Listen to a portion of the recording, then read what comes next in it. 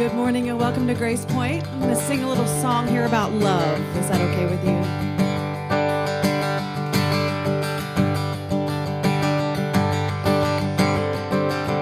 When all your hopes are shattered and you feel like your soul is a sea, your dreams don't seem to matter, your heart is bruised and battered, and you can't feel anything. Love anyway. Love anyway. When your world has gone to hell, there's no story left to tell. Love anyway. I have been a long lost pilgrim, built my home on fragile faith, been the victim and the villain, still the mother to my children, owner of a heart that's slow to change. Love anyway. Love anyway. When the world has gone to hell, there's no story left to tell. Love anyway.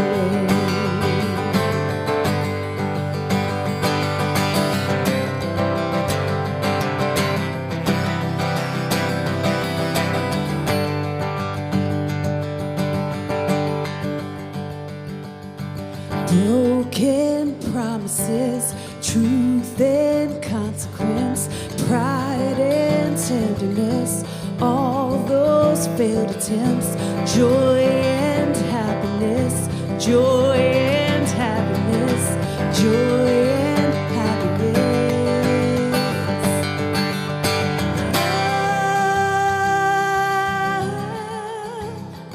Anyway.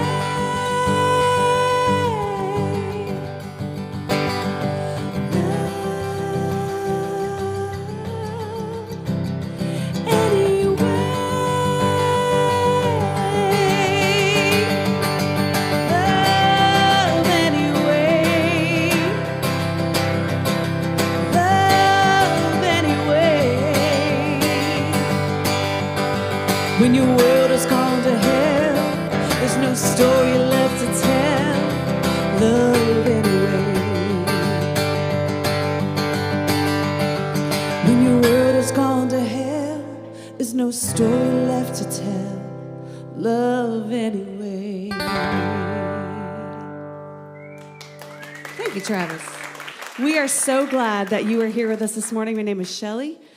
Might not know me. I've been around a while, but I haven't been here in a while. But I'm filling in for Ricky today. We miss him, but I'm glad to be here. We want you to know that at Grace Point, you are beloved, you are included, you are affirmed, and you are celebrated exactly as you are. So we are glad you're here. Why don't you take a few minutes, welcome those around you, maybe go across the room, shake a hand, hug a neck, whatever you do to greet people. But we'll be back in just a minute with more music.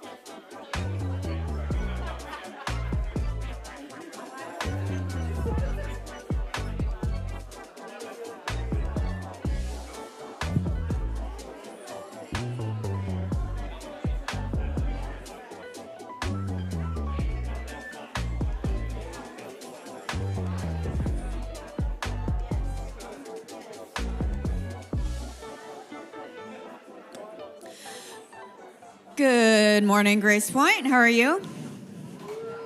Wow, that was really good. I am Emily Wire. I'm the Director of Operations here at Grace Point. First, I wanted to take a moment to wave to our online community. Say hi. Hello. I'm going to tell you about a couple of things that we have coming up, but if you scan the QR code, that's where you'll get a link tree to everything I'm about to talk about. First, our LC recommendations are coming up. Our deadline is October 22nd, which is 1 week from today. Our LC kind of does a lot, but they oversee the business aspect of things and a couple of other decisions that affect Grace Point and how our community works. And so if you want to know a little bit more information about that, you can hit the LC recommendation button that is on the link tree. And there's about a 6 or 7 minute informational video that explains the qualifications and functions of LC members. The only two things that we're set on is that you have to be an attendee of Grace Point for 1 year, and you also can't be related to a staff member or current LC member. So that is 1 week from today, October 22nd. Next, our next community social is our Fall Festival, which is 2 weeks from today. We are going to have a normal 9 a.m. gathering, and then from 11 a.m. to 1 p.m., we're going to have a Fall Festival trunk retreat situation. So we need people to sign up to decorate your trunks. We need people to bring baked goods for prizes. We have a chili cook-off, and we only have about 3 people who are bringing their chili recipes. So if you have a good one, then you should sign up, and, we'll judge who's the best, and then that person will maybe take home a prize or, pride. Bragging rights, that's right. That day, we're also having a blood drive. So 8 a.m. to 1 p.m. in 15-minute time increments, we're going to have a sign-up sheet that's back there. If you want to give blood, you can do that. It's a great opportunity. And then also that day, we have a screening of 1946, the movie. I don't know if some of you know what that is, but Mike's going to talk about that a little later. That is at 4 p.m. So a lot going on Sunday, October 29th. And I think that's it. Grace Point's goal is to create a safe, affirming, and transformative community. To those of us who already support, thank you so much. You can do so in multiple ways. You can text any dollar amount to 84321. You can go to gracepoint.net/give. Scan the QR code on the screen, or our Venmo is at GracePointTN. Thanks.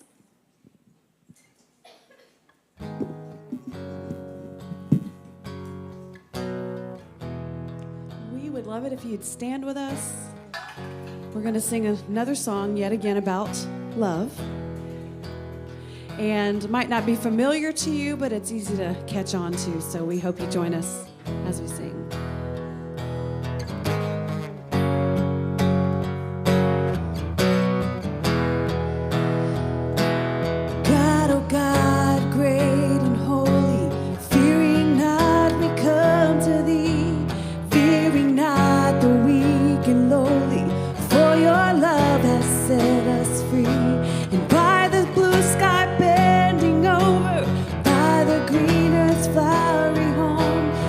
Just Lord, the angel chorus, you are love, love alone.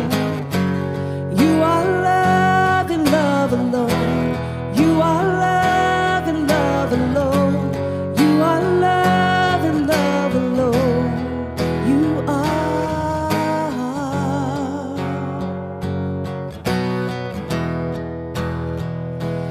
Though the world's in flames should perish, sun and stars in ruin fall, trust in thee our hearts should cherish.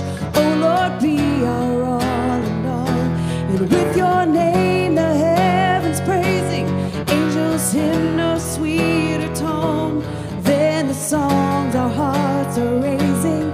You are love and love alone. Sing, you are love.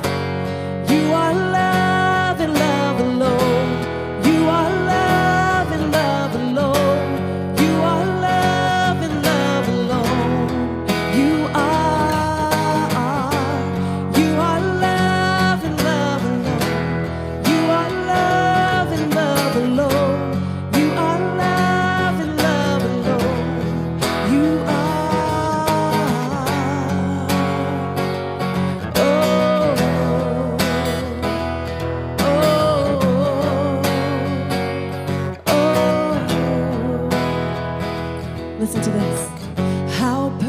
perfectly.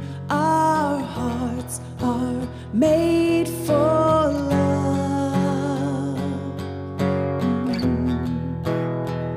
Sing that with me. How perfectly our hearts are made for love.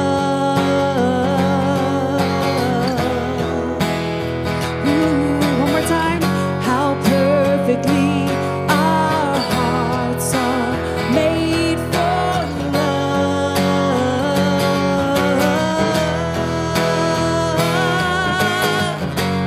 You are love and love alone.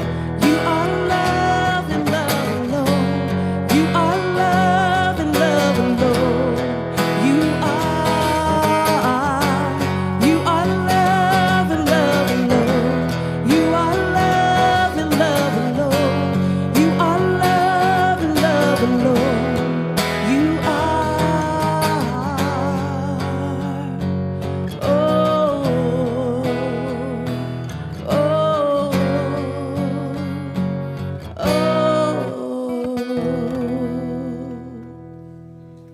Thank you.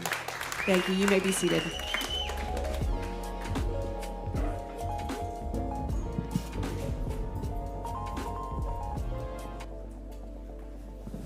Thank you.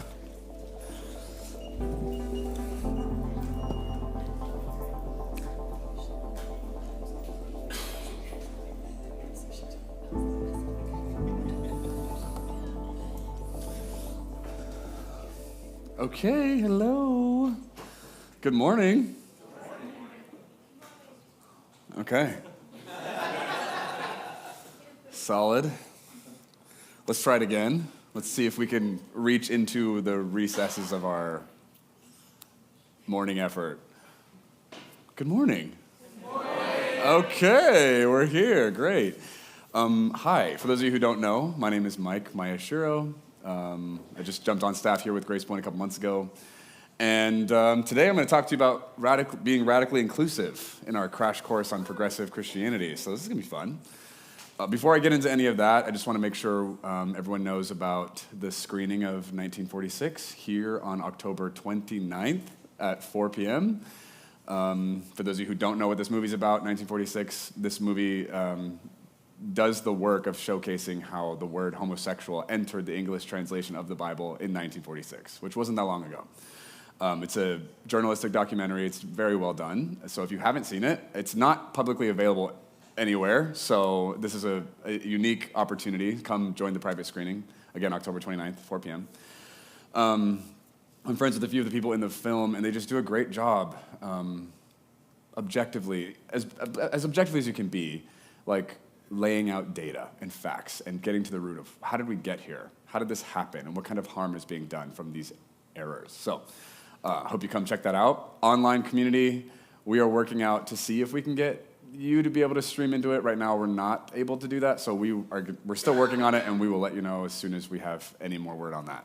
So sorry for not having that yet. Okay, so if I'm new to you, I grew up in the Baptist world as a gay person, which was super fun for me.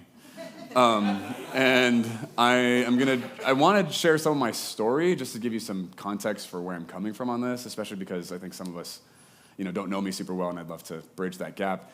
And then kind of get into, like, what does it look like to be radically inclusive as a people, So, in the wake of Andy Stanley hosting an event, a conference called Unconditional for parents of queer kids, the event is basically like helping parents in evangelicalism who have queer kids, like, get permission to be humane to their kids and, like, how to care for them, which to me is, like, so frustrating. But then Andy got on stage at his church that following Sunday and kind of asserted that his church teaches a New Testament sexual ethic, that marriage is between one man and one woman, that their stance on same-sex sex is that it's sin, and then he cited the 3 clobber passages in the New Testament. And when I saw that, I could not believe what was happening. I was like, is this a joke? Are you kidding me? Like, what is going on? I was so upset. Of course, there's nuance and layers depending on where you're coming from looking at this, but as a gay man in the Christian world, I don't have a ton of like wiggle room here. I'm like, that's not okay. I don't care how much influence you have. I don't care like who all is involved. Affirming theology that has historically been proven time and time again to dehumanize and harm a whole people group is not okay. That's my opinion. I'm not representing Grace Point when I say that, although I'm sure people here probably share similar sentiments, but I was like baffled and indignant. And so I'm preaching a message on being radically inclusive with that having just happened a couple weeks ago in our country. And I'm like, it's 2023. It's so frustrating to me that we are still having this conversation, that it's still something that people want to debate about. And anyway, so as I like wrestle through and process out, what do I do? How do I respond to stuff like this that just continues to happen, right? Like the emotional labor of being a queer person, having to revisit this over and over and over again is exhausting and so frustrating. And it's like kind of difficult to not feel like queer-friendly or queer-affirming churches aren't just like a representation of like another segregation of a different targeted group of colored people. Like, how do we not see this? How are we still doing this, right? And so I could spend our whole time just like railing against the absurdity and hypocrisy and frustrating reality that we're having to navigate here. But I want to take us somewhere maybe a little bit more personal.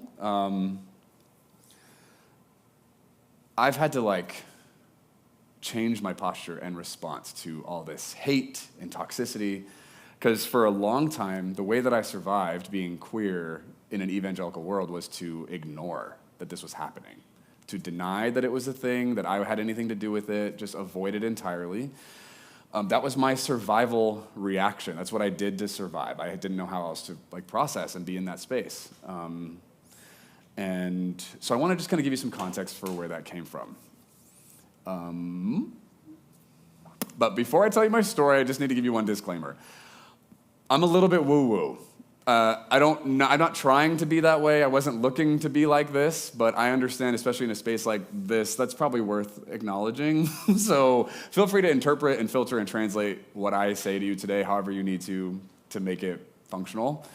But like I said, I was raised Baptist, and then when I was 18, I started having some like spiritual experiences that I didn't have a grid for, that my theology didn't have context for.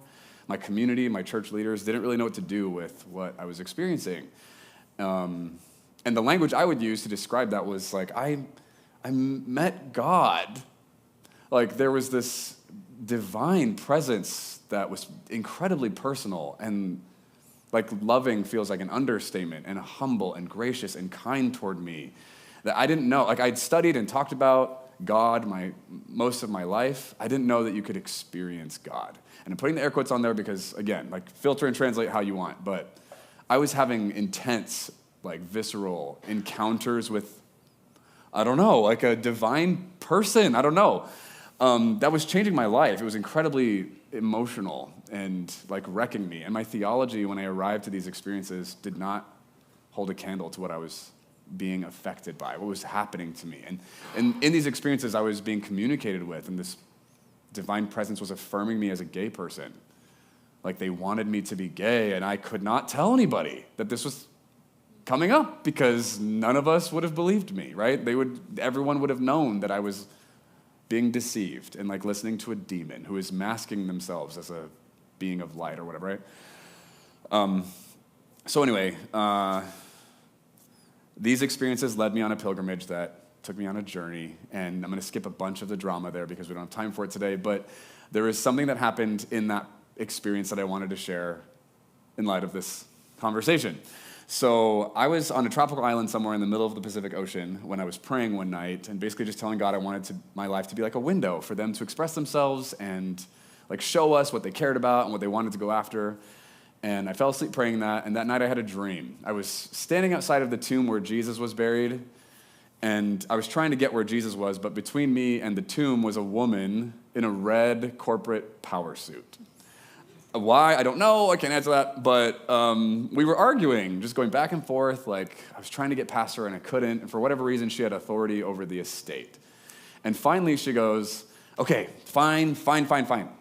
We'll get in there, we'll get his garments, you can have those, but you have to drop this, and his blood is no longer on my company's hands. And I fired back immediately, no, I want his dreams back from the dead. And then I woke up, like out of a dead sleep, and I was like, what just happened?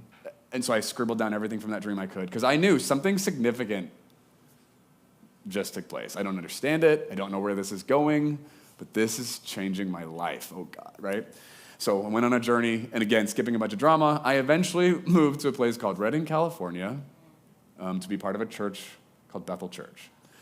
And just so I have a grid for who I'm talking to, how many of you in this room know about Bethel Church in Redding, California? Okay? It's about half. Interesting. The other half of you, Bethel Church is a megachurch in the charismatic stream of Christianity. They're known for chasing miracles and practicing prophecy and healing. They are very centered around the presence of God and the tangible presence of the Holy Spirit. And then you can get into weirder stuff, but that's kind of the gist. And so I went there because I had to do some research. I had to explore and uncover where is this coming from? What am I experiencing? What are Jesus' dreams back from the dead? I don't know, but these people seem to have a grid for dream interpretation and seem to think that the divine communicates to us through this. So there's a lot of reasons for how I ended up going there, but I ended up going to this school, Bethel School of Supernatural Ministry. And if you're thinking that's like Harry Potter for Christians, you were correct. Christian Hogwarts. Yeah, so I did first and second year there. On the second day of first year, I saw a woman sitting in a chair as I was going into class, and I felt something in me, powerfully compelling me to befriend her. I didn't know anybody at school. So I literally jumped over rows of chairs and plopped in front of her and was like, hey, is someone sitting there? And pointed at the chair next to her with her bag, and there were 13 empty chairs along the row. I'm pointing to the chair next to her. I was like, is someone sitting there? She's like, no. I was like, can I sit there? She was like, okay. Moves her bag. I sit down. We became fast friends. I kind of postured her like a mentor to me. She taught me a lot about discernment in the spirit world, a lot of things I've had to recover from since. But she also had kind of a spooky vibe to her. She just, I don't know, she knew stuff that she shouldn't have been able to know, and she was awkwardly accurate and consistently demonstrated, I don't understand how she can do this, but homegrown knows stuff. Kind of like a witch or a psychic was kind of the vibe that she carried, you know? And so a couple months into school, I pulled her aside and was like, hey, I need your help. And I came out to her. But coming out at that point was basically I told her I struggled with being attracted to men. Can she help me? So we went to the side of my apartment complex under some trees, and she sozoed me. Anybody here know what that means? Less. Okay. So Bethel has an inner healing model that they call sozo, and it's basically a certain way of doing inner healing ministry on people or deliverance, should it get to that. So I wanted her to deliver me, to find the demon or the issue, the trauma, the whatever, and heal it, fix it, change it, right? So she sozoed me and nothing happened. And we moved on with our lives. But every once in a while at school, there would be these opportunities for gay people to be ministered to. I remember there was this one service where the prophet of the house was preaching, and in the middle of his sermon, he had an altar call for gay people, and he was like, hey, if you struggle with being attracted to someone of the same gender, stand up. The Holy Spirit is going to heal you. You're going to get delivered of a homosexual spirit. And so some few brave or crazy or whatever people stood up, and I'm like, what are you doing? Why would you do this, right? And so we got maybe 5 people in the room of 400 people for this smaller service. And my friend's nudging me, and I'm like, don't touch me. And she's typing on her phone, I feel like this is God, this is your moment, the Lord is leading you to this is your healing, your breakthroughs right now. And I'm like, yeah, I'm gonna let God tell me that. So I didn't stand up, because I'm not an idiot. Because if something doesn't happen to them, if they don't get healed, if they don't get delivered, what happens, right? They don't get to recover from this moment. They will be socially stigmatized for the rest of their time there. And I'm like, that's a bummer. I'm sorry you guys made this decision and that you risked it. I hope something great happens for you, but man, that's not a great move in my opinion. Anyway, fast forward, on the last day of second year, they have a knighting ceremony where the head apostle and the head prophet. It sounds weird talking about them like this because I know these human beings, but just contextually, it's faster. And they're holding like medieval swords, like I'm not making this up. And this ceremony is like proof that we weren't a cult, right? And they're like knighting you as you're graduating from this journey in this class. And so I got knighted and went through, and when I got out of that, I got pulled into the principal's office, basically, and I found out that that friend that I came out to outed me to the pastors. And so they were deeply concerned and like had a problem that they needed to fix.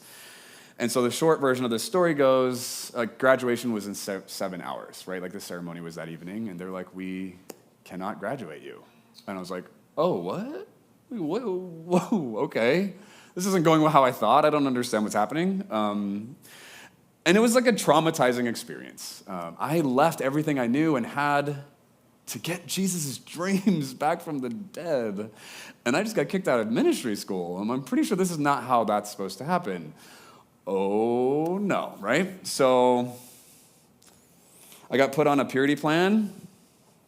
I keep like walking around this lecture. So I got put into the men's sexual purity group, which was basically the Sexual Addicts Anonymous group of the church. And at that point, I was a very repressed gay person. So I basically had no sexuality. And I'm sitting in these small group circles, and these guys are like telling me, about how often they're masturbating every day and what kind of porn they're looking at and what they're doing with prostitutes and what they're doing at the gas station. And I'm like shocked at what I'm hearing. I'm like, you're doing what? With whom? And like, why? Like, this is not my experience. I am not familiar with any of this stuff. And I'm like, what am I doing here? I don't know that I'm supposed to be in this group. I got put in this, they picked a certain counselor at the Transformation Center, and I had to do some sozo sessions with this person. And so I was like, okay, get the demons out, shoot me with lightning, I don't care, like, let's do the thing. And none of that happened, and he's like, you're good to go, Mike. And I'm like, no, what are you talking about? Nothing happened. Like, I'm the same person, and how are you done? He's like, there's nothing wrong with you. And I don't think this guy was affirming, but he had like explored my relationship with my dad and my mom and my siblings and my childhood and tried to like find if there was any traumatic memories that were repressed. And like, there was a lot of, and he's like, there's nothing wrong with you. You're good. And I'm like, okay. So I ended up working with another counselor who was the son of the head prophet of the school, of the church. And this was the turning point for me where I was like, oh, I don't think that we know what we're doing here. He was like, Mike, of course I would never suggest that you do this, but like if we put you in a room and had you have sex with like Brazilian bikini models over and over again, eventually you'd learn to like it. And I was like, this is happening right now. All right. So at that point I realized like, oh, this place doesn't have an answer for me. They don't have a solution. They don't have any like actual path for me to follow that's gonna like give me hope or freedom or happiness or like they don't have it. Okay, that sucks. So the closet was the solution, right? Just, okay, I'm gonna make it work in here. That's what I get to experience. I think we also have like speakers come in sometimes, once in a while, like Cy Rogers. I don't know if you guys know who that person was, but he came and spoke at our school, and he used to be a cross-dresser is what they said back then. And had a bunch of illicit sex with a bunch of guys, and then got saved, and then married a woman and had kids, and like he was now the poster child of like this is the path that gay people are supposed to go on. And I didn't relate to either end of his experience. I'm like, the only thing we have in common is that we're attracted to men, but like what? Like what kind of representation is this? And it was a very biased narrative around gay people and their existence in the world, and there was a very specific path that we all had to go down. And I experienced my version of that, and I was like, this is not wholeness. This is not freedom. Okay, I'm gonna just not receive help from this group of people here, right? Anyway, so after that, I got hired on staff at this church, and I don't know if this is like Stockholm Syndrome, like why I didn't just like walk away. I like got more involved, so I started working there, and then they started asking me to like lead mission trips for the school and take interns for the internship that I wasn't eligible to be part of, and then like start teaching in the school that kicked me out. And then I started like traveling and speaking all over the world, and that head prophet guy started sharing my social media writings on his social media, and I started developing an online presence, and this platform and this brand and this whatever started growing, and the more successful I became, the more public and visible and the more notoriety I experienced, the thicker those closet walls or doors became, right? The stakes just got higher and higher. And I think it just started getting harder and harder to breathe. And I just kept making do with the lung capacity I had at that point. And so 6 years from that dream on that tropical island, I was at a church in Portland, and I'm about to preach, and it's in the middle of worship, and that dream starts looping in my head without my consent. Like, I wasn't trying to think about it. It just started on repeat, right? We'll get in there. We'll get his garments. You can have those, but you got to drop this. His blood is no longer on my company's hands. No, I want his dreams back from the dead, right? Over and over again. And so finally I was like, God, are you trying to say something to me? Like, this is really distracting. I got to preach. Like, is this you? And the moment zeroed in, and again, like, filter this how you need to, but I heard somewhere inside of me very clearly, Mike, it's you. You're it. You were my dream back from the dead. And I was not prepared. I was not ready to hear that. What am I supposed to do with that, you know? So I'm like crying. I'm like crying. I got to preach in 5 minutes. I'm like, oh, God. Like, one, it's a beautiful sentiment, right? I was surprised. It was like an M. Night Shyamalan moment where like something happens at the end of the film that changes how you experience the whole story. Only this is my life. I'm like, I had been running around like all over the world. Like, I had gone through this journey and like become someone else, looking for Jesus' dreams back from the dead. And here I get to find out that I've had it this whole time. It's been me? Like, cute, no. That can't be true. I can't be God's dream back from the dead. Why? Because I'm still gay, right? I'm still gay. Like, I'm the gayest I've ever been. This isn't it. You can't want this, right? And so like I had so many experiences where I had witnessed God being an affirming, loving, not just ally, but like whatever is a stronger word than that for me as a gay person. But my theology and my community and my leaders and my family, like, they all disagreed. So I had to like make a choice. I was like, okay, God loves me. This is awesome. I'm good there. I can't say yes to this. So I just kept doing the closeted performative thing and just kept becoming more successful. I'm putting air quotes on that. Until one day, I watched a documentary on Netflix called Miss Americana. It's a documentary about Taylor Swift, if you didn't know that. I was in a painful place in my life where I'm wrestling through like being at Bethel and dealing with the leadership there and just some things that aren't going well. And one day I watched this movie, and halfway through the film, Taylor goes hard on gay rights, opposing legislation in Nashville, Tennessee specifically, and she's like, this is about right and wrong, it's about human rights. I can't sit back and do nothing. She's like getting really emotional, and I have this experience that I can only relate to as being spiritual conviction. I'm like, this woman knows something that I don't. She's touched something here that I haven't, and she's right. I'm wrong, like I'm missing something. And it has to do with the whole gay thing, but I didn't know what to do, so I just left it alone. I ignored it. I'm like, I don't know what that was, right? Just avoid, ignore, deny, survive, right? 2 weeks later, I'm like pacing in my living room, praying, just like trying to process with God about how I'm gonna deal with challenges at Bethel. And then this passage in the Bible from Acts 10 like drops into my mind, which wasn't normal for me, but it happened. It's the story of Peter going on the roof and falling into a trance. So I pulled up on my phone and read the whole thing. He falls into a trance, and the sheet comes down from heaven, and it says, in the sheet are all these animals that Jewish people aren't allowed to eat, right? And God says to Peter, rise, Peter, kill, eat. And Peter says, no, Lord, I've never eaten anything unclean. And God says, don't call anything unclean that I've made clean. This happens 3 times, and then the sheet goes back up. And all I'm aware of as I'm reading this in this moment is the feeling, this internal whatever, this feeling is the same exact feeling I had 2 weeks ago with Taylor Swift. Like, is this about the gay thing? Like, is God trying to tell me that being gay is okay? That's quite a leap. I don't know how to substantiate that. I'm going to ignore it. I'm going to avoid this. I'm going to deny that this is happening. I'm going to survive, right? And then 3 weeks from that moment, I'm in the back of the woods of my neighborhood, and I'm at this point like literally yelling to the universe. I'm so angry and like having to manage some psychologically abusive dynamics I don't know what to do with. And I again get interrupted by a passage in the Gospels in Matthew and Luke. So I pull up my phone and read the whole thing. And it starts Luke 11:46. Jesus is rebuking the teachers of the law, and he says, "You heap rules and requirements on the people without lifting a finger to help them." And he goes off about the prophets and their tombs and the hypocrisy of this generation.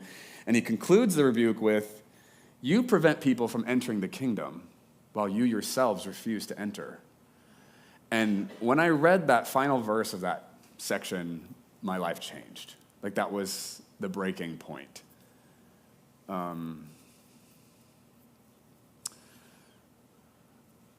All of a sudden, like I'm being rebuked by Jesus. I'm with those teachers of the law. I'm with the religious elite. I'm the people with the platform being paid, being celebrated, being promoted. And we've got victims in the closet and people who like chose to trust us and be vulnerable and authentic and what we did to them. I didn't do that to them, but I didn't stop it. And I was platformed by this institution that was doing it. There's so many queer people at Bethel. And I knew what was happening to them. It happened to me. And it was only getting worse, right? They eventually created a ministry that was, its whole motive was to like change gay people and make them straight. And I kept ignoring and denying and avoiding what was happening. And all of a sudden, finally, this like straw that broke the camel's back, like I couldn't keep doing it anymore. I can't be part of this. So once I like internally accepted like this has to change, all I was aware of was everything I was going to lose.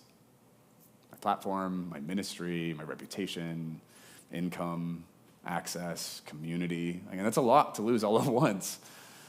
And I think we should ask ourselves as just like, as a society, like why should someone have to give up all of that for being who they are? It's like strange that we even get here, right? But anyway, so I got to wrestle through that and like, count the cost. Take up my cross. Ew. So I started coming out to people, close people in my life, and then nobody in my life was affirming that had any space to speak into my life, right? So everyone got to be like, oh, okay, interesting. What do we do with this? Fascinating. And then I went hard on the theology, and I confronted it. And when we start talking about being radically inclusive, this is something that I want to bring up in this conversation. I've been in a lot of inclusive spaces since I've come out publicly. And I really appreciate the effort and the intentionality and all that, right? There is something that can happen when it comes to, at least let's just talk this subject. We can be performatively inclusive, right? We can be told who to include and how to include them and what that looks like, and we can behave. We can do what we're told. We can follow instructions. That's one form of being inclusive, and I want to propose a deeper version of that. One that isn't performative, one that's not us doing what we're told. One that comes from somewhere more powerful, I guess, is what I'd propose. And so as I've like walked out in my journey and the version of Christianity and spirituality that I've experienced with God, I've found that getting to know God, if that's a thing, and whatever that looks like for whoever of us, it gets scarier and scarier. Like the further down this road I've gotten, the more scarier it's gotten, the more costly. And as I had to confront my own internalized homophobia and heterosexism, I had to look on the inside. I had to confront what was happening in me before I could address what was going on around me, right? So in Psalm 23, I'm going to degender God in this passage, but the Lord is my shepherd, I shall not want. They make me lie down in green pastures. They lead me beside quiet waters or still waters. They restore my soul. When you stand next to still water, what do you see? Your reflection, yourself. Where does God take this person they're leading in this passage to a reflection and what restores their soul? They get to see themselves. It's cute, right? It's a cute idea. So I like that. But when we start talking about Jesus or the Christ or the kingdom, heaven, right? These are some really like particular ideas that when we say those things out loud, I think some of us have different ideas about them, right? And we could discuss whatever. For me, when we talk about the kingdom, I've had to wrestle through what I, from a fundamental place, like at this point, have to believe about the kingdom, what the kingdom even is and how it works. Remember that rebuke. You prevent people from entering the kingdom while you yourselves refuse to enter. And something that I've had to face and wrestle through in my own process of being a gay person who cares about, loves God, I didn't want to enter the kingdom. I didn't want to. Why? When Jesus talked about the kingdom, they're like, hey, when's the kingdom of heaven going to come? When is the kingdom of God going to come, right? Is what the Pharisees are asking him. And he's like, the kingdom is not something to be observed. You're not going to say it's over there or here it is, right? Because the kingdom is within you. And I'd like to propose the kingdom is a little bit more difficult to enter than some of us realize. And it's not a space. It's not a group. It's not a location. The kingdom is a mirror.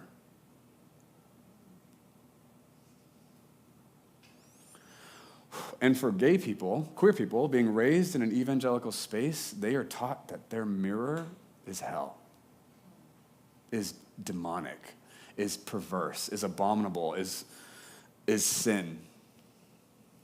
That's a really hard reflection to accept, right? You are taught to hate yourself. No one says those words, but that's the eventual outcome of that process if you follow it to its most logical conclusion. And so on my journey of trying to figure out how to become inclusive, how to confront the stuff that I'd been taught for so long, I kept coming up against a mirror. I wanted to enter the kingdom. I wanted to stop preventing people from being able to get in. But part of the way I was going to do that was I had to look at myself. I had to face the things about me that I'd been taught to hate and hide and avoid, and ignore, and deny. I had to look at them, not just observe, not just judge or criticize or condemn. I had to do something scarier. I had to find love for that person. I had to redefine, what does love even look like? What does affirmation look like? What does embracing a queer person look like? And I had to start with me. And it was scary and painful and lonely, right? There wasn't a ton of clear example around me in the world that I was in. But for what it's worth, I want to propose, like, as a community here, I hope that we can graduate beyond performative inclusion and just doing the right things and saying the right things and not saying the wrong things and doing the right things for the right people. I hope we can get past that. I hope that's not the standard. I hope we can actually evolve to a place where we are authentically inclusive, where we don't need to be told who to embrace, who to love. We don't need to be convinced why. We don't need essays and PowerPoints and doctorates and books to convince us to include people.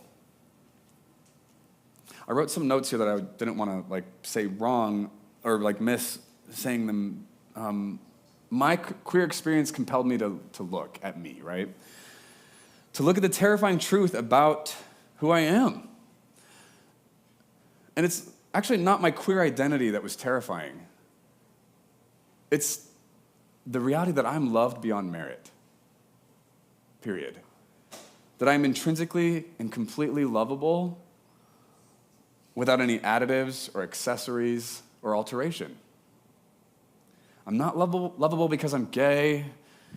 I'm not lovable because I'm smart or kind. I'm lovable because I'm alive. The very breath within us is verification of our worthiness, of our lovability. You don't have to have certain parameters or circumstances or conditions to be lovable. Guess what? You already are, because you exist, because you're alive. We have to include ourselves in the narrative of love. Like, we can talk about other people and their plights and their experiences and be like, yeah, we can love them, but what happens when you're talking about the mirror? And I'm not just talking about queer people. Like, you might be straight as an arrow or a nail or I don't know, whatever, straight things. I'm not very familiar with straightness. You might be straight. The kingdom is still a mirror for you. And you might not have experienced heterosexism and homophobia as like barring restrictions for your existence, but there are parts of you that you've been taught you're not allowed to love. Forget love, you're not even allowed to look at. You're not allowed to be honest about. You're not allowed to admit. And I would like to propose to you that the kingdom, if the kingdom is anything, the kingdom is that. The kingdom is you. Is you honest, without the additives, without the alterations, without the ceaseless striving of worth-producing accomplishments to protect yourself from the risk of loving you. Like I've done my whole life.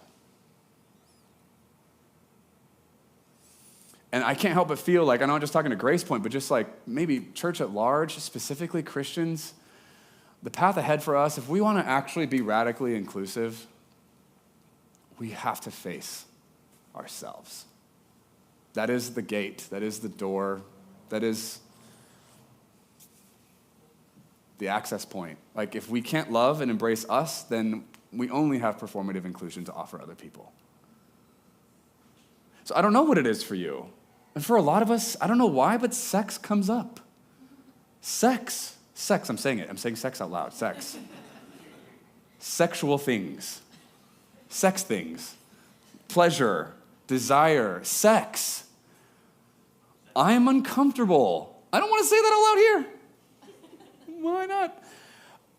Our humanity has been vilified. We've been duped. We've been tricked into learning how to hate certain things about ourselves purposefully. For what? For acceptance? to have access to the kingdom? I would like to propose to you that's a really poor translation of the Bible. I would like to propose to you that if you want to enter the kingdom like a little child, you're going to have to get honest with that reflection. You're going to have to get honest with what you're looking at. How much of that person are you willing to see? How much of them is allowed to exist? In whatever ways. And I'm saying this as an indictment to myself. I'm still having to unpack this, you know? I'm still having to wrestle out because I'm scared of me. I'm scared of how lovable I am. It's terrifying. It's weakening, you know?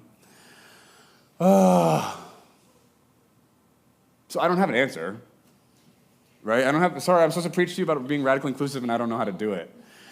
Except for, I know the starting point for all of us is by still waters. It's not like a Zen meditative state. I think it's a place of like radical willingness to be honest about who you are and being willing to see you. Am I passing it to you? Or, yeah? All right. I'm going to pray. Sex and prayer. We're just going to be uncomfortable today. God, thank you that you're not trying to get past us, that you're not trying to do things in spite of us. God, thank you that we are the way you do things, that your way in the world is us. We're not in the way, we are the way. And I ask that you would just stir it up in us, in all, whatever ways that we even respond and hear. God, would you provide new opportunities for us to witness who we are? Would you give us courage to look at us, humility to be willing to witness ourselves? Would you show us how to be inclusive? Amen.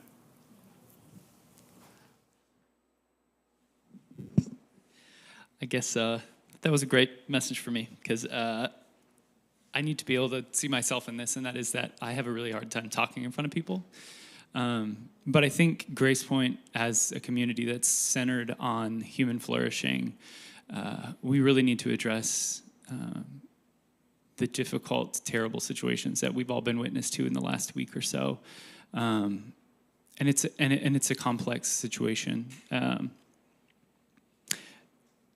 I don't think violence is condoned in any direction from people here, and that's not just the obvious physical violence and terrors that are happening right now in the Middle East, but also like the violence that's being perpetuated against people through legislation and through the really, really difficult exclusion of people in Israel.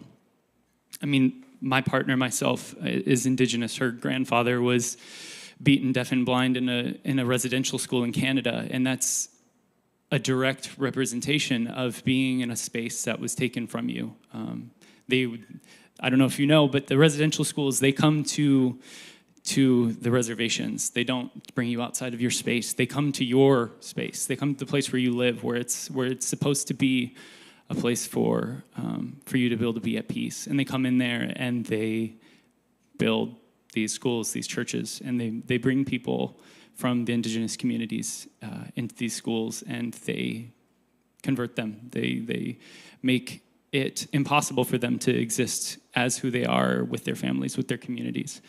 And that is what's been seen in Israel. It is a fight for indigeneity. It's a fight for being included. But I know that we can advocate for unity. All we can advocate for is peace in every direction.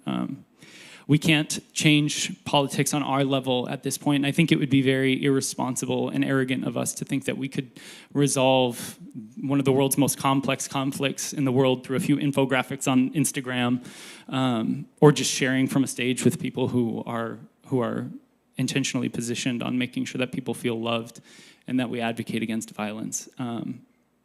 And so I think it's just like Shelley and Travis here will be performing a song that I think is really astute, that kind of confronts the situation that we're seeing happen right now. Just talking about the vision for the world that we hope to see, something that fights against violence and fights for peace and fights for inclusion. And so I think it would be beneficial for us all to take a minute of reflection and just be able to sit with that, realize that we're not just bypassing all these feelings, that it's important to be with these feelings in communities that are safe for us to be able to feel them, and be able to sing words that were written, I think, to confront these difficult things and give you words for the feelings that you have. So yeah, I want to pass it off to you guys now, but If you will, whatever you're comfortable with, whether it's closing your eyes, bowing your head, or lifting your face to the sky, we'll take a minute of silent reflection.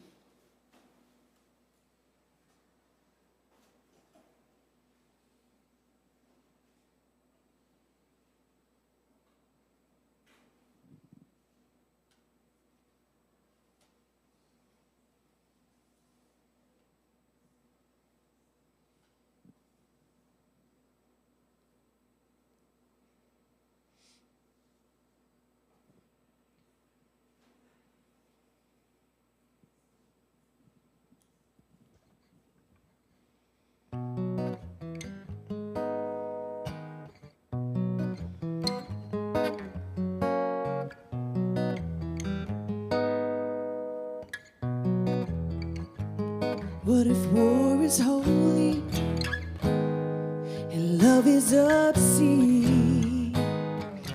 We've got it twisted in this lucid dream, baptized in boundary, schooled in sin, divided by difference, set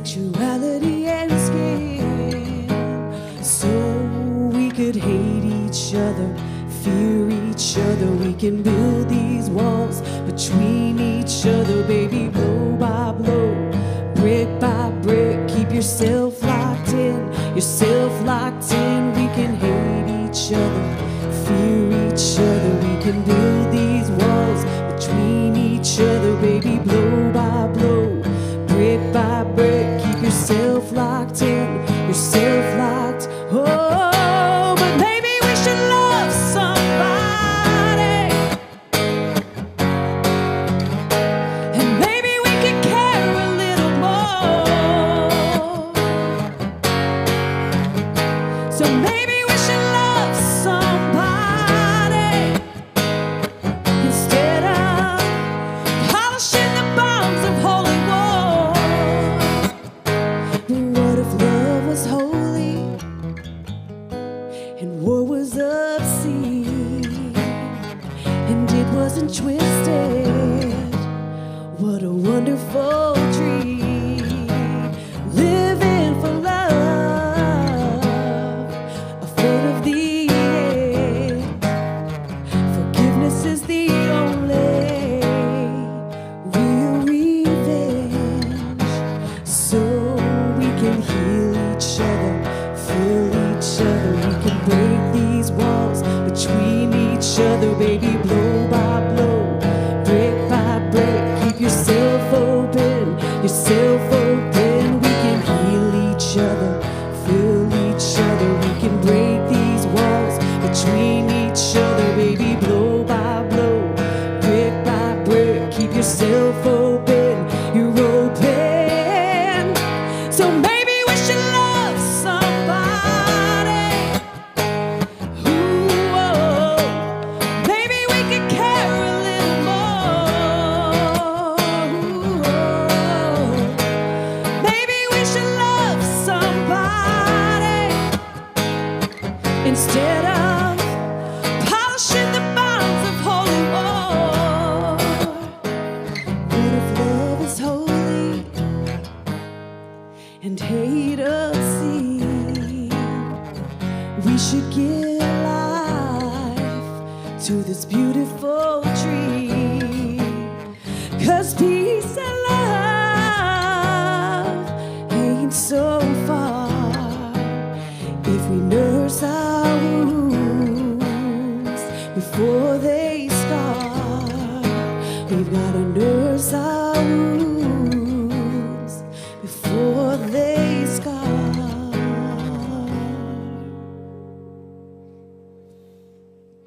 Thank you. We appreciate you. You can clap, I guess. It's always that awkward moment. Feels solemn, it feels heavy, but if we nurse our wounds before they scar, I think that is the key. Thank you for being here. We appreciate you. We love you. We value you. We hope you have a great week, and we'll see you next week. Thank you.